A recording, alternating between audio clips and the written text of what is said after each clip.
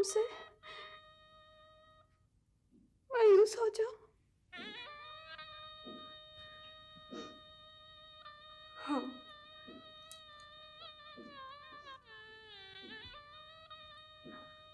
कुछ नहीं होगा शहरबानो, कुछ नहीं होगा। हम सब हालात के तेज धारे में बह रहे हैं। किसी न किसी पथरीले किनारे से टकरा के रेजा रेजा तो होना ही है।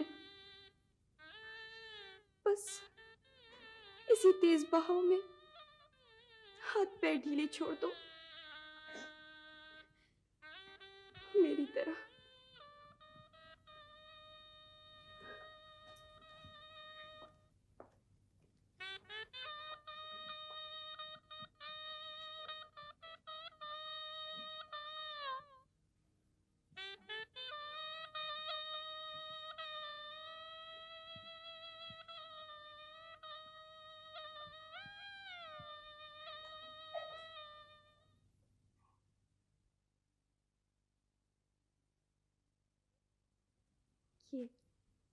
ये गैरतमंदी नहीं है। किसी कमजोर से परिंदे के पर काट के उसे पिंजरे में बंद कर देने से क्या?